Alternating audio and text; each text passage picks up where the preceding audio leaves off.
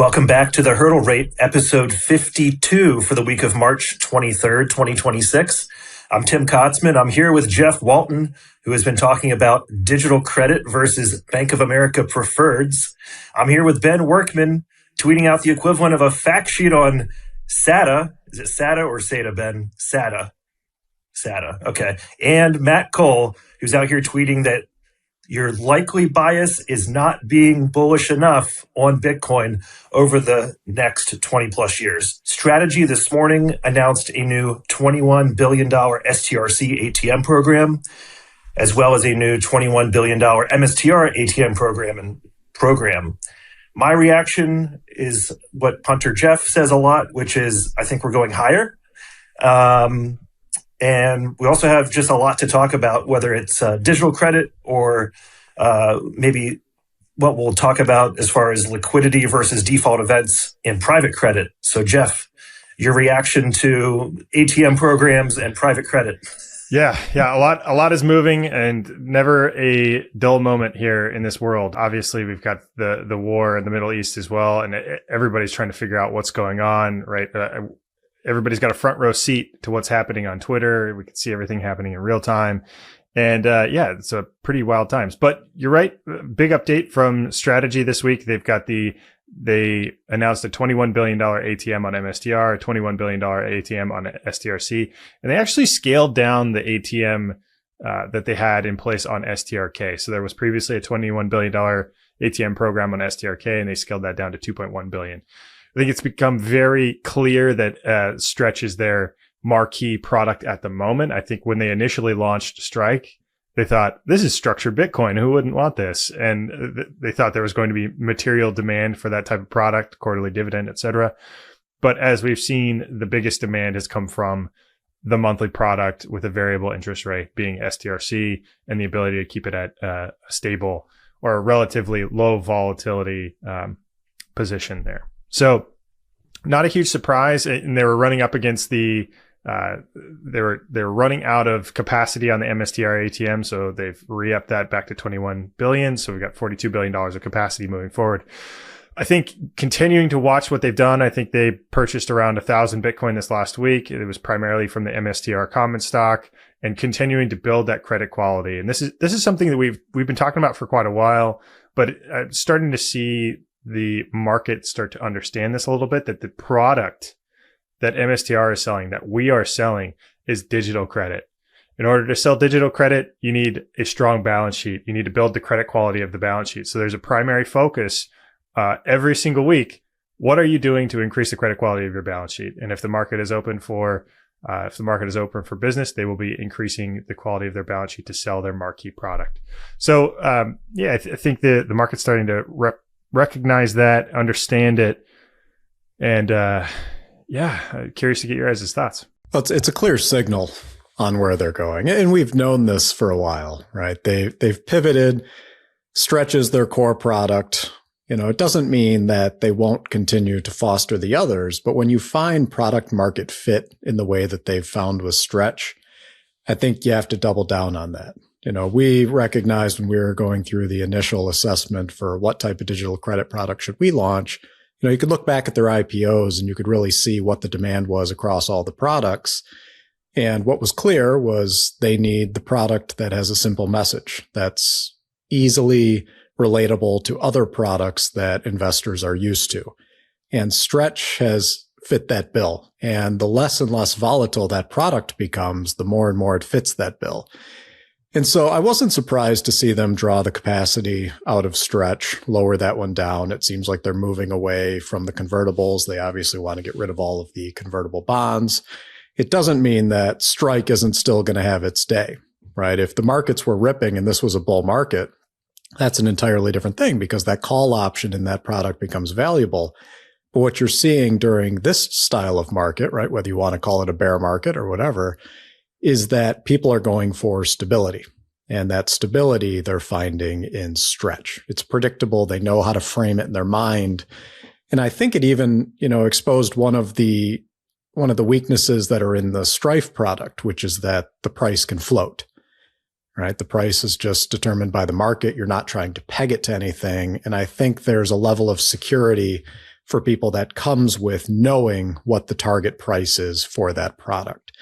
And so the re-upping of the program in MSTR and then moving expanding to the $21 billion of capacity on stretch, it shows you how they're going to focus on scaling from this point forward. And it's going to mean that you're going to get a very consistent message from them moving forward as well, right? You've got MSTR, and MSTR, to your point, Jeff, is effectively a product that builds the balance sheet, right? It creates that capacity for them to continue to become a digital credit issuer at a significant scale.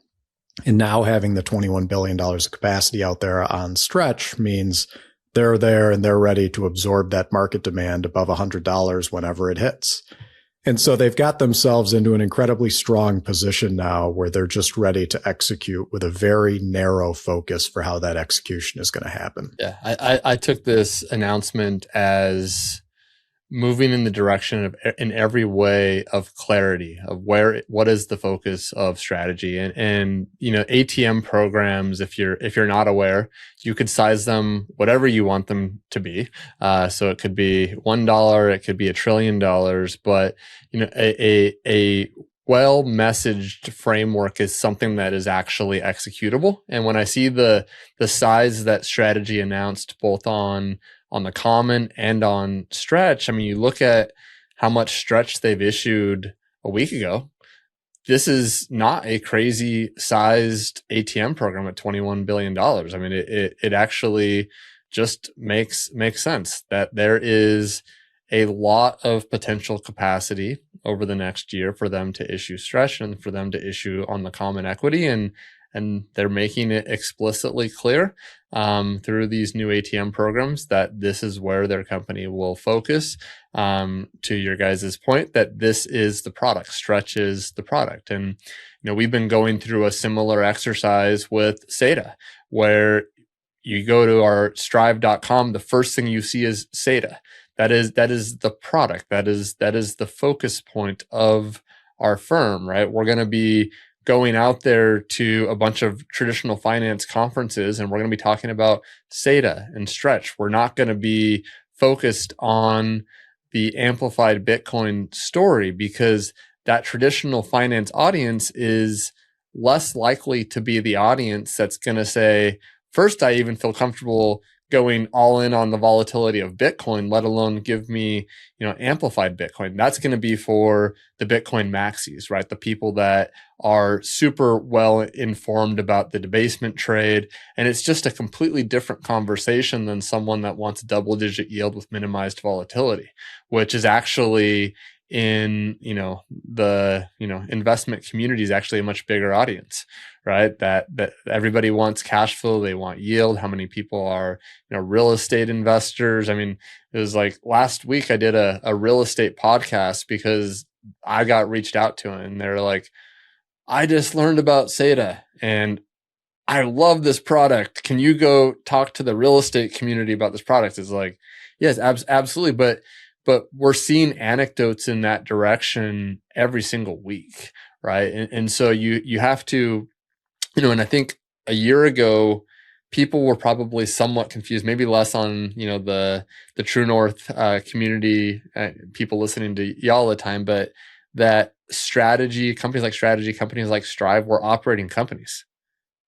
We're operating companies. Like, they think of it as, just a Bitcoin holding vehicle, but now you're starting to see the evolution and the maturation on the product side of this business. And, I think it's great that strategy's further clarifying to people where their focus point is. I mean, you hear Saylor talk about the problem if you're distracted, right? Like you cannot be distracted. That's actually a risk for every company, is that they start to focus on the things that aren't the big idea.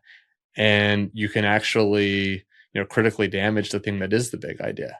Stretch is the big idea for strategy. SATA is the big idea for Strive. And having that laser-like focus is the best way to ensure that your company succeeds. And as a common equity holder, you want them to be focused on those products, because those products are what's going to drive that value into the common equity as well. And I think that gets overlooked, right? When you say things like, The messaging out there in the market right now from us isn't going to be about amplified Bitcoin. Well, there's a reason for that. And that reason is that the product that we're bringing into the market with SATA or with strategy using Stretch, that is the product that enables the amplified Bitcoin story to be successful, right? It's what drives the most value from a yield perspective down to the common holders. And so it's incredibly important to go and do the legwork to make these products popular. And right now they're unknown. Every time we have these conversations, to your point, Matt, where you heard from the real estate community that they just learned about these products. The real estate community is a massive untapped market for these types of products. They're typically looking at trying to get 10% returns every year. That's a focus for them, but it comes with volatility and headaches and tenants and repairs and all kinds of headaches along that path, where when you start talking about the digital credit products to people that, have natively used real estate as their primary investment vehicle, they start to look at a new opportunity for when they get out of their real estate. And now, with weaknesses showing up, it showed up very quickly in the commercial real estate side, right? Those investors have been looking for solutions for a long time, but you're also starting to see it move over into the residential real estate where prices are becoming so unaffordable that people are trying to find ways to offload the investments that they're holding on to, worried that those prices aren't going to hold. These are great landing spots. And for those types of investors, if they have to hold that capital when they exit one of the real estate investments and they have to hold it in a taxable brokerage account, then the return of capital on the dividends becomes even more important. So there's these massive markets out there that just need to be reached. And because there's only 2 companies out there right now with publicly traded digital credit products, it's a very small workforce to go out and spread that message. And so we have to be, very curated in the way that we're going to target those marketing efforts and those messaging efforts. And we've talked on one of the prior hurdle rates about how we almost did things backwards, right? It seems like for Bitcoin, you should really start with bringing a tamped down version of Bitcoin out to the masses to get them comfortable with it, to help them understand the asset before they jump into the high voltage version of Bitcoin. And what actually happened was the opposite, right? The equities that were aligned to Bitcoin, that were the amplified Bitcoin exposure, came out first. And that was how a lot of equity investors found it. Now we're going the other direction. And so I think there's a massive untapped market out there for these digital credit products. And it's just about creating that awareness now. And that needs to be the focus for these companies over the next 2 years, which is why you have to really narrow down in terms of what products you're going to focus on and how you're going to message them. And you just saw that happen with strategy by highlighting that Stretch is the product. This is what we're going to be focused on. This is what you're going to hear them talking about. And for us, it's SATA. We only have the 2 products, Amplified and SATA, which makes it a little easier for us. Yeah, a fun anecdote. I got a text today from an old actuary friend. It says, why digital credit over buying cold storage Bitcoin? Got to be some catch with these yield products. And my response was like, well, this is like asking, why would you buy asphalt instead of jet fuel? Right? Like, well, I need the asphalt so I can drive my car, and I need the jet fuel to power my plane. Like, completely different things for different reasons for different people. And, we ended up having a whole conversation about capital allocation, just thinking about capital and duration and products. And it was a very fruitful conversation. But to your point, it's like, these are people that are interested in Bitcoin and they have math backgrounds, they work in these roles, and they just haven't had the headspace to even think about these products. And they kind of need a reason to think about them. So, just getting in front of them and talking about it, communicating it has been, it's a journey, and we're going to be on this journey for quite a while. The other group that's going to get highlighted here pretty quickly, and we've been pounding this drum for a while, but it's the private credit investors. They're getting a crash course in what it means for an instrument to be liquid or illiquid. And you're starting to see that. Right before we jumped on this podcast, I got a notification on my phone for another fund that was, slowing down their withdrawals. So Apollo, they capped the withdrawal request because they hit the 11% threshold. And you're starting to see this repeated over and over and over again. And, Matt, you brought up a good point, which is what we're seeing right now is a liquidity issue. What you're not seeing yet are the defaults, but we're seeing the liquidity issues show up. Do you want to go in a little deeper on that and explain that to people, what the difference is? Yeah. So I think someone that's not following this closely, you're initial assumption would be that when the gates go up, that you hear you cannot pull your capital out of any of these private credit instruments, that the underlying defaults must just be like through the roof. And we're seeing some defaults. There definitely is some defaults, but at this, and we're definitely seeing the risks, right? You're seeing the risks on many different dimensions, one of them being AI disruptions, but the risks are there. But right now it's a liquidity crisis. And so what's interesting in liquidity crises is that there's a default crisis is just like the bonds go away and whatever. If you're in X sector, and this we'll just say private credit, if you're in private credit, your investment's gone. And in this case, when it's a liquidity crisis, that actually is something that is more likely to have contagion issues in the credit markets. And the reason becomes, and I used to see this a lot at my old seat when I was at CalPERS, is whenever you would see one of these liquidity crises pop up, what would happen across the investment community is that part of your portfolio that you thought had some liquidity, it now has no liquidity. And so if you need to sell assets to fund anything, so if you're a pension and you need to fund the monthly payments of the pensioners, because now that the baby boomers are retiring, a lot of pensions now are cash flow negative, right? They have to take their assets, even though they don't have cash flows, and they have to fund a liability.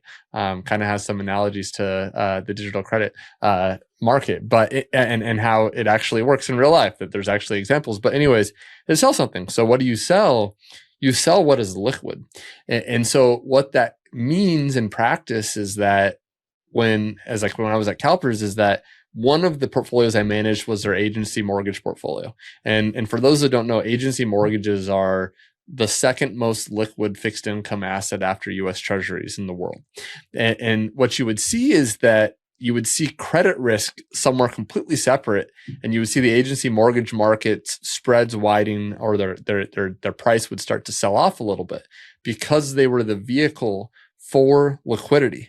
And I just think that's interesting, is that that's part of the potential contagion effects that you're seeing right now. I think in digital credit will be interesting to see how that might impact other credit markets. Just a liquidity kind of cascade throughout markets is, I think, one of the risks that we're dealing with right now. One of the conversations I was having on this is, could that filter through to digital credit or not? And my guess would be, because no one knows about digital credit at this point, the answer is likely no, right? Because the people that are investing in digital credit are more likely at this point to be individuals or places that would be unlikely. I mean, sometimes we'd even see some of the convertible note buyers buying digital credit instruments. I think they'd be less likely to be caught up in the private credit boom, but that's something to watch as a short-term factor for these markets. I was also doing some research, and we've talked about this a bit in the past as well. It's just thinking about commercial real estate and how commercial real estate is tied into private credit. I was just doing a bit of research here. About 20% of the private credit market is commercial real estate. If you think about, okay, well, what's the landscape of commercial real estate? How has that changed in the last 5, 7, 10 years? I guess the average lease for commercial real estate could be anywhere from 5 years to 15 years. I don't know if you guys remember, but 6 years ago, we had this thing called COVID, and it's completely reshaped how people worked, right? Like now people aren't going to the office as much. All of us on this screen are remote. A lot of people are working more remotely. There's less demand for office space, less demand to be in the cities. A lot of bad things happening in cities these days. And so a lot of these leases are now coming up for renegotiation. And so a lot of them are leaving. Right. You've got people that were in these long-term leases and they're like, you know what? I don't need it anymore. My business is fully remote. And so then there's less people to fill in those shoes to jump in. And it may start to cause some issues with within private credit relating to the commercial real estate. So, it'll be interesting to see how this plays out, whether it's big, whether it's small. I know there are some rumblings about this, coming to fruition here, but that's out there. Yeah. And one of the interesting things about the commercial mortgage market is that there's different sectors within it. And oftentimes what you'll find is that certain sectors might be doing incredibly well, while others are just getting hammered. So you have offices. So offices, like to your point, Jeff, probably less demand for offices going forward. Already because of COVID, now with AI, it's very likely that offices are probably going to get hammered over the next couple decades, and they probably already are. You have multifamily. Well, housing's unaffordable, so maybe multifamily does better. Then you have the data centers. Well, the data centers are often new builds, and so the existing stock of commercial real estate in mortgages would have very minimal exposure to the biggest growth sector for the next 10 years in commercial mortgages, right? So you can have interesting things going on within the sector, which I think we do, but then also have legacy bonds if they hold the wrong mixture of commercial mortgages that just have a lot of risk in it. And I think that's part of what you're seeing there. Well, you're also going to see a hit to the underlying collateral values here, right? So and I think a lot of people miss this when it comes to the differentiation that you see between residential real estate and commercial real estate. Is if you look at residential real estate, most of the value is going to be derived by sales comps in the area, right? What were the sales prices? But when you look at commercial real estate, it's all basically driven on the rental incomes of them. So it's an NOI divided by a cap rate to come up with what that value is supposed to be. Well, when all of these companies start pulling out of these large commercial spaces and the market gets flooded with all this, vacancy, particularly in the office sector, like you mentioned, Matt, that drives down the rents because now there's so much availability in the market. So even if you keep a tenant, that tenant now has negotiating power to lower that rent, because if you lose that tenant, it might take you a year or two to find another one. If you find another one, it's becoming very, very difficult. It's also why you're starting to see a lot of these office buildings get, renovated into condos and apartments, and they just have to fully pivot these away because there's just not the demand any there. So when that NOI dries up, that means the value of that real estate is also drying up. And if they can't go out and project, if you're going and you're trying to refinance a building with a bank and they're going to look at, well, what are your projected cash flows that are going to come from that piece of real estate? If they can't get comfortable that one, you can fill it, and two, that you can get a reasonable market rate, you're going to have to start discounting the market rates. Those collateral values collapse. So you might find a lot of these positions are actually going to be under collateralized, which could cause, an issue of its own. So the world has changed so incredibly quickly. COVID just turned everything on its head. People got comfortable working from home. There was always the thought in the early days, and I know I had this at some of the companies that I was at, where they thought people weren't going to be as productive if they were working from home. They'd be distracted by doing laundry and, cooking and going out for walks or doing whatever it was they were doing. What they quickly found was a lot of the people would actually be way more productive, because it's like living in the office 24/7. So if you've got nothing going on, you go sit at your computer, you start working, it might be the middle of the night. And so a lot of companies just never went back from that, because if you find the right people that are motivated to continue to work, you actually find that they work way more than they would in an office setting where there's a start time and an end time, and you leave the building and you'd leave your computer, and that was it. So things have shifted in a way where they're not coming back, right? The world's going to get increasingly digital, and it's going to get increasingly remote. And I think that means that a lot of the financial products that were built on that being kind of one of those core foundational sectors it's going to struggle, and people are going to have to look for alternatives there. So here's a recent example headline. The Greenway Plaza, which is a Houston large multi-billion office complex, was appraised at $1.03 billion in 2017. And is now being marketed at a 60% discount, implying a value closer to $400 million. So that's, what is that? 9 years, and it's dropped 60% as a function of the rents in the office space and people wanting to be there, et cetera, et cetera. So it's happening. And it's this confluence of factors all at the same time, right? You've got global instability. You've got AI is accelerating at a pace that just completely it's one-shotting businesses left and right. You've got commercial real estates rolling over at the same time.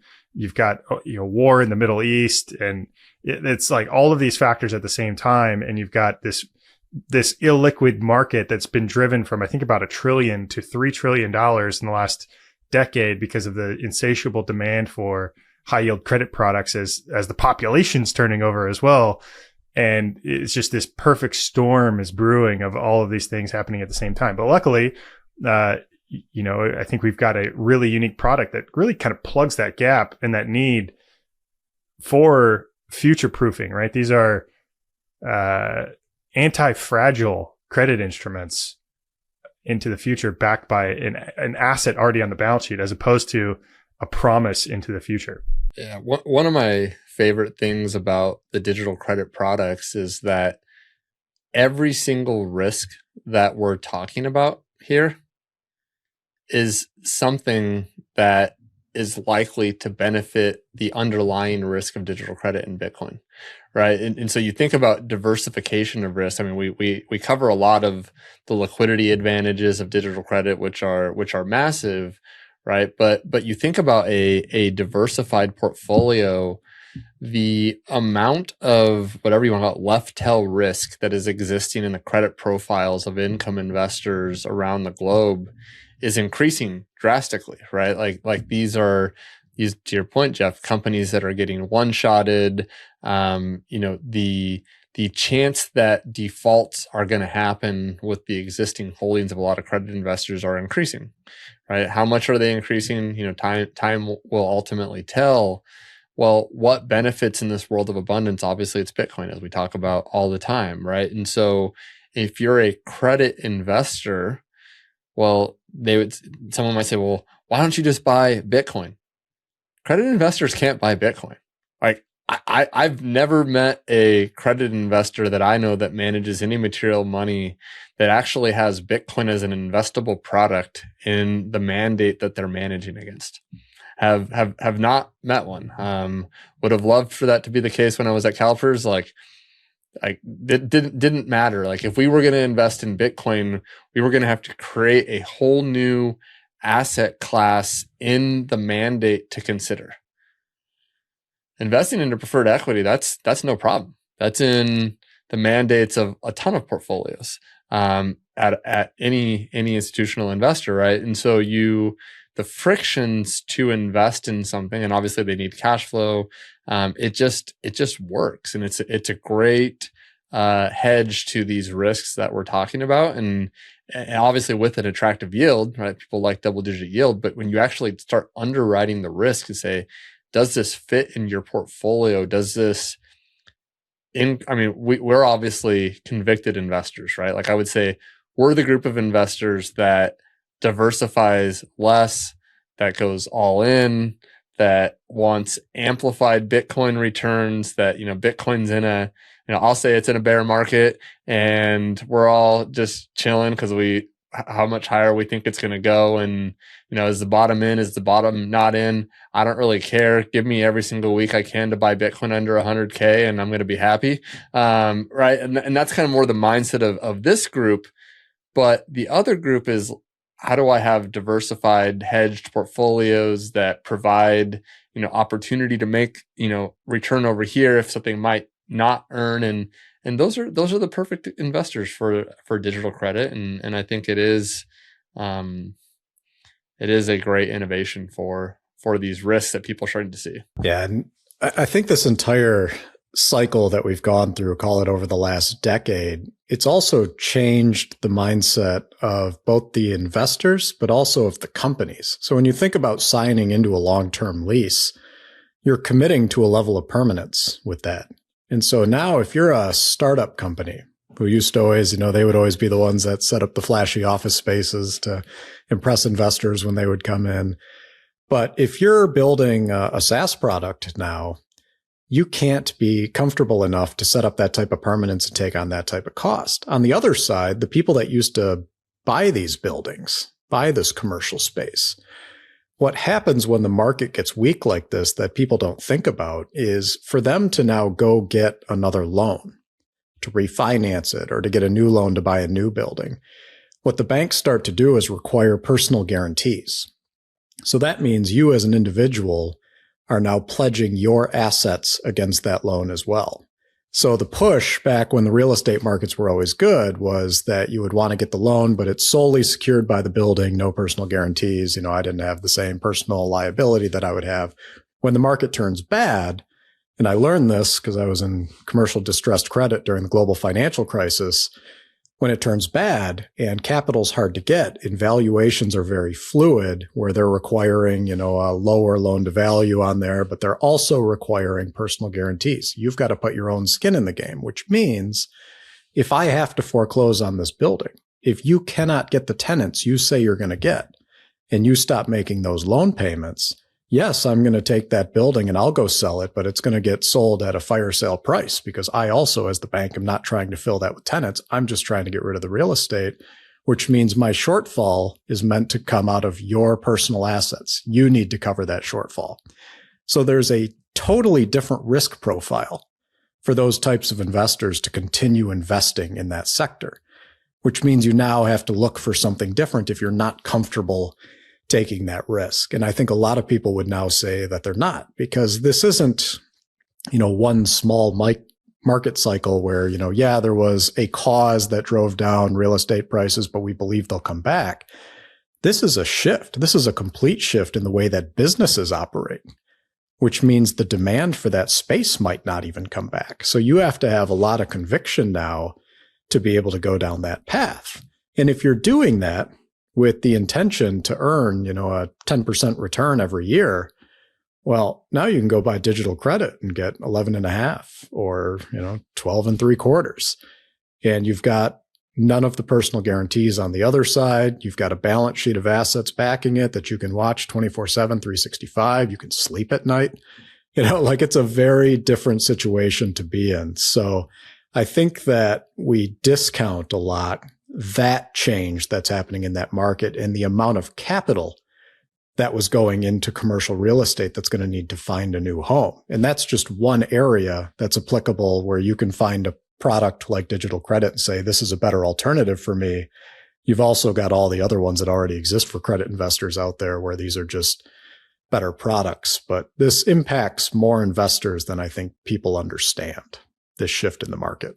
Absolutely. And I've got, maybe Matt, this is a question for you. And I'm thinking about the private credit market, and I'm thinking about correlation to the rest of the credit market. Because if there's some slight concern about the private credit market, you would think that concern, if that's AI or if that's, commercial real estate or whatever that may be, you'd think that would also translate over to the public market. But there's been, I guess, just less maybe buzz about it on X.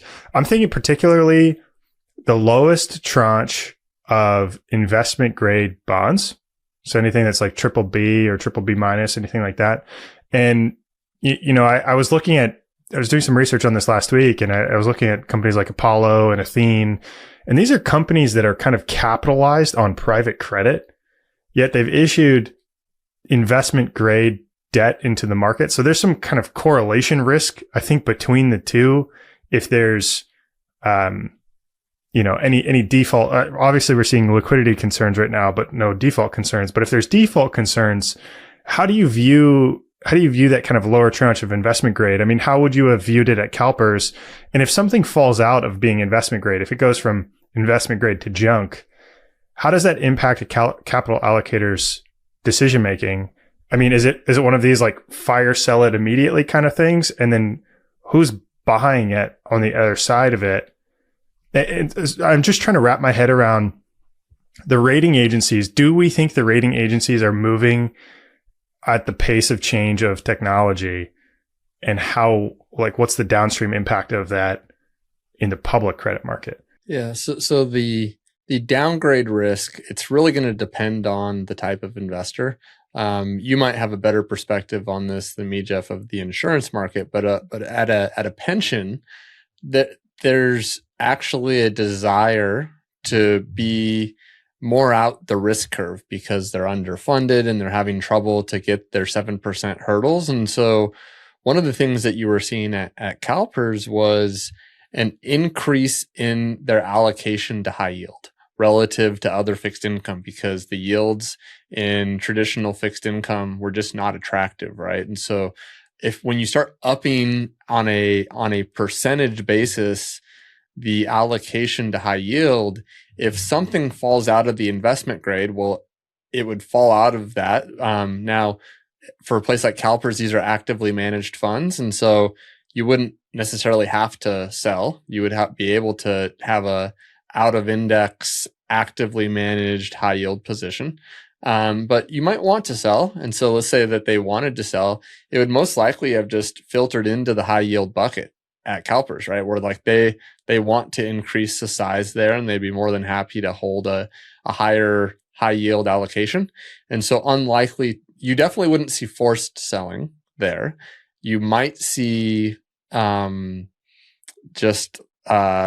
selective selling. Let's say that you just didn't like the credit there anymore because something happened, then you might sell it, because even though it gets downgraded, you might have a bearish view on it. But other than that, you wouldn't. But I think other sectors, I mean, you look at like the banking sector, well, the capital controls for like the risk allocation for a high yield investment would be greater, right? Like the amount of capital you have to hold against an asset if it's high yield would be greater than if it's investment grade. So it would have impacts there. I'm guessing it would in the insurance industry, right? So it just depends. But it doesn't have to be some drastic changing in the cost of capital. And then I guess the last part would be, a company like an Apollo or someone that might have a lot of private credit risk on their balance sheet, but issues investment grade.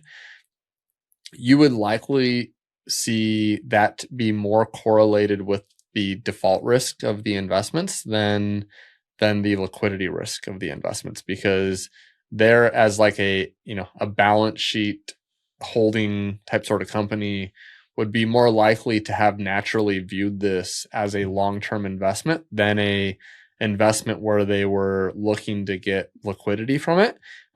So I would imagine, always happy to be proven wrong. I would imagine that they're not a place that would need to sell these instruments, and potentially, depending on the view of the credit risk, could actually be one of the buyers of this. Now, it looks like right now with the gates going up that they just can't find enough buyers for the amount of liquidity that wants to go up, right? That's why you're seeing things like 11% of redemption requests are being met.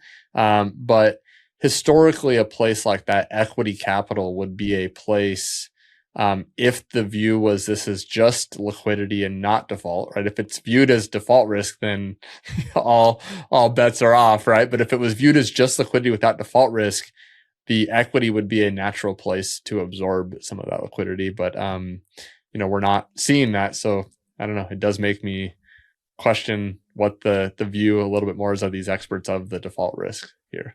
Yeah. Well, I mean, a lot of people are selling, right? People are going to the exit door to get liquidity, but why? I mean, there's got to be some underlying concern about the default risk, right? Like there must have been a change mechanism understanding the default risk probability, right?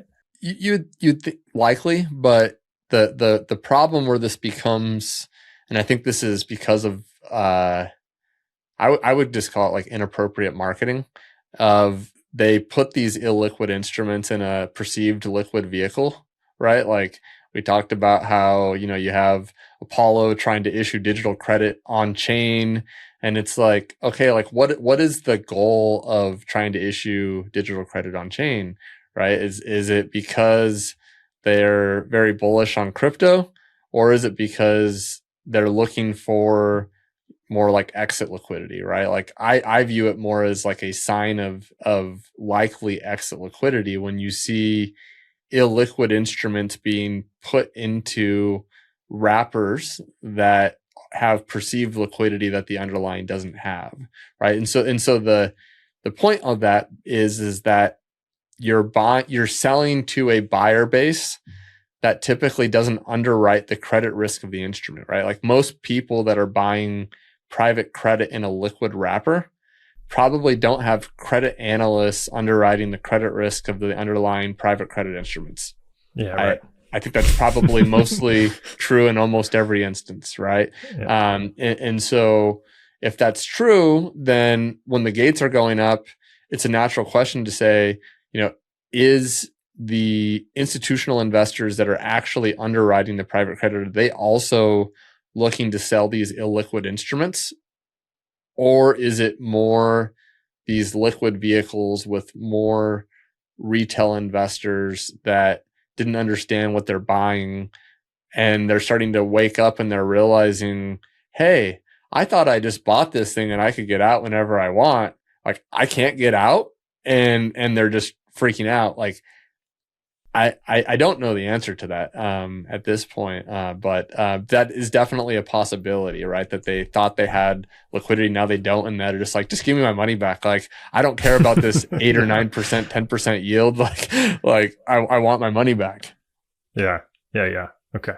Interesting perspective. Yeah. I mean, from the insurance angle, you brought up regulatory or rating agency constraints. Like, if an instrument gets downgraded, that means the relative proportion of like the leverage ratio that you can have against that capital increases. So if it goes from, say, BBB down to BB, your cost of capital for that specific instrument may double, let's just say. And so the relative leverage you could take against those instruments on your balance sheet just drops. So what that means is that puts strain on how much future business your insurance company may be able to write, or how much additional reinsurance you may have to purchase in order to hit your capital requirements based on the regulatory and rating agency framework. I know a lot of the insurance companies do have like buffers that they operate within, so that if there is changes in the market like this, they can absorb that. That's kind of the point of the design, but I guess it really depends on size and scale. And if there's I guess if the rating agencies see concern for any one reason, and this will play out over, a long period of time. Yeah. What I think is interesting about kind of that marketing angle with investors not knowing what they're buying, you might not realize as an investor how much you value liquidity until that liquidity gets tested. And what starts to happen is you get that contagion effect. It's the same thing like when you would start to see those news articles pop up about someone went to withdraw money from the bank and the bank told them they had to, come back in a couple of weeks because they didn't have it. And everyone starts getting nervous going, well, I wonder if they have my money. So they go to the bank and they try to take their money out. I think you get something similar in these private credit funds where you start to see these headlines pop up going, well, they're not allowing the redemption. You're going, wait a second. I thought this was a liquid instrument that I could get in and out of. I wonder if the private credit fund that I'm in has the same problem. And so you start getting all these requests for redemptions, whether they're real redemptions, like people actually wanted their money, or if it's just people getting nervous, it starts to really grow that headline. And when that happens, and when you start to see these headlines accelerate, and it's more and more of these private credit funds that are having these liquidity issues, you start to rethink your positions as an investor. And I think that's probably the likely outcome for a lot of these private credit investors right now. They're actually realizing that while they thought they were there for the returns, what they were actually there for was the returns plus liquidity if they needed it. And it turns out that they've got one and not the other. And they're hoping they've got one. But right now they're getting a little nervous about whether the returns are going to be there as well. The last data point that I think is interesting to highlight here of just trying to understand the spectrum of how much of this is the liquidity crisis versus a credit crisis is you can look at high yield. So if you look at, as an example, the HYG ETF, which is the largest high yield ETF, right now, this year, it's off about 2 points off of its high. So it was like 81, now it's 79. So whatever, a little over 2% decline. In COVID, it was down about 25%. In late 2021, early 2022, it was also down north of 20% from peak to bottom. And so you haven't actually seen a high yield credit repricing event yet, right? I mean, like even that 2 percentage point decline, bond yields have been selling off, right? Which would have a factor in high yield instruments that have some duration to it. And so we really have seen almost no credit repricing in the high yield markets of note. In ones that you do see it, even, if you take COVID or 2022, those sell-offs did not have a material default risk correlated to it, because in COVID, you had the Fed step in so quickly and clean up markets. In 2022, you also saw a healthy rebound. And so the kind of default adjusted yields for high yield, those were great buying opportunities. And so I think it's interesting that you haven't seen that here with high yield, which signals a lack of a broad default risk across all markets, and likely a liquidity crunch that we're really filtering through, which I think is going to be a great selling point for digital credit, right?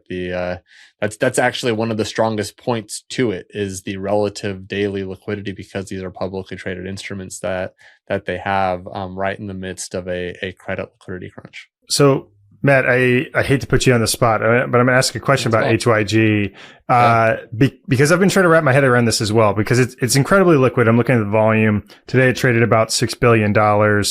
The AUM is about 80 billion. So about 7.5%. It's traded today about 7.5% of the assets under management. But what backs up HYG is a significant pool of high yield bonds.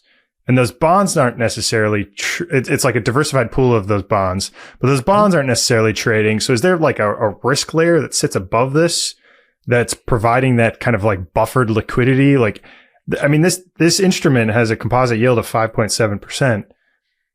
What's going on here?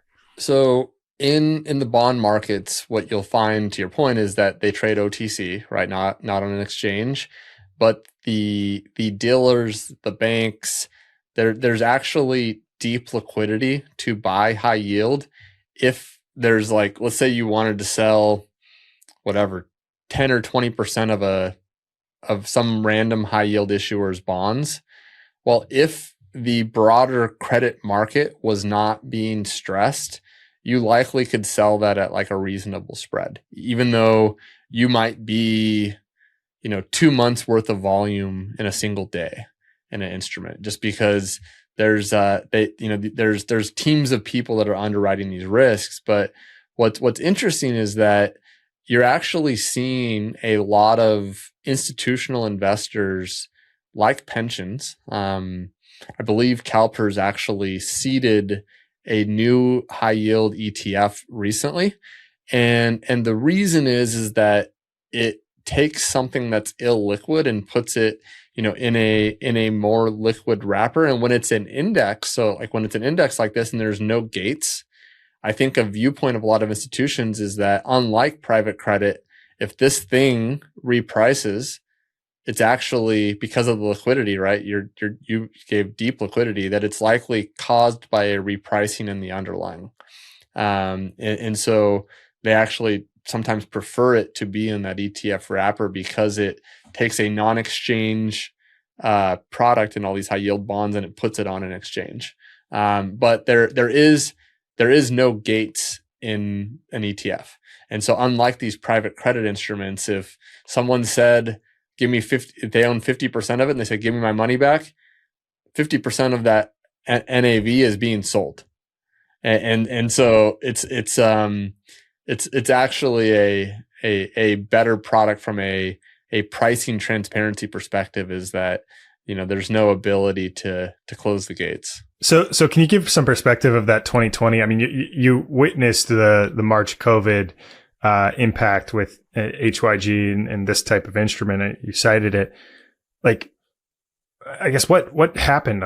What happened there? Right? You've got, I guess, a lot of people trying to reprice the credit risk or getting liquidity, and there's no buyers on the other side of it. Yeah, can you give us some perspective on that? So COVID, you had a dual pronged attack on the fixed income markets. So you had a liquidity crisis where the entire capital markets just completely shut down, right? But then you also had default risks skyrocket. You had no one when in the early days of COVID, no one knew, like, are we all going to die? Like we're all going home, and you see these crazy videos coming out of China that, some of them are real, some of them aren't real. And everyone's prepping and trying to figure it out. So like the unknown nature of that just meant, and then the global economy shut down. Right? It's just like all these high yield companies are like, are they just done? Like we don't know how long we're going to be locked down for, right? The Fed hadn't fully stepped in to support the markets at that point because they're trying to assess exactly the measures that they're going to need to take. And so what you saw is you just saw spreads in the bid-ask spreads just widen like crazy. I mean, even for U.S. Treasuries, like U.S. Treasury market bid-ask just completely went nuts. And so no one knew how to price it. And so you saw in the HYG chart here during COVID, what you see, and this is pretty typical for a lot of charts, is you see it just completely fall off the cliff, right? Like down like 25% almost instantly. And then it slingshots back up also pretty quickly, right? It took longer to get back to where it was than it did to fall, but like it was a pretty quick recovery, right? As the market 7 months started to reprice risk, right? But that is a dual instant liquidity and credit repricing in the markets. Fascinating. Fascinating. Putting a liquid wrapper around illiquid instruments in a liquidity and credit crisis. It's just an interesting analysis, looking back at these periods of time and trying to wrap your head around how they function. I mean, 25% move in bonds it's nothing to sneeze at. And meanwhile, like if you're not following, a lot of this audience probably does follow, but even though the U.S. Treasury market had a liquidity issue, the yields of treasuries plummeted to zero, right? Which means the price went up, right? And so you had the price on a relative basis of performance. The underperformance was substantially greater than just the 25% notional decline that you saw in the ETF, right? Like high yield got absolutely smoked during COVID. Makes sense. Fun times. A lot going on. Digital capital and digital credit are the future. Ben, any closing thoughts, or we're wrapping it? No, I think we are entering uncharted waters here, and I think there's going to be a lot of reevaluation of portfolios, and people are going to look for the best landing spot where their capital is treated the best from all the different dynamics we just talked about. So it's 2026. It is the year of digital credit. Absolutely. Well, thank you everyone for watching episode 52. We have a massive untapped market in an increasingly digital world. For Ben Workman, Jeff Walton, and Matt Cole, I'm Tim Cottman, and we will see you next week right here on The Hurdle Rate. As fiat systems falter, wealth preservation isn't a strategy, it's survival.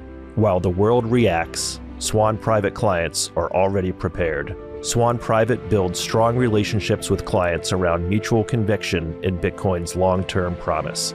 With concierge service, deep expertise, and airtight security, the Swan Private team helps build generational wealth the right way.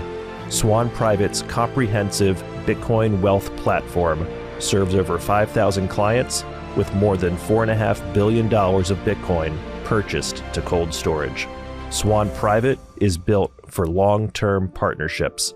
Get started today at swan.com/private.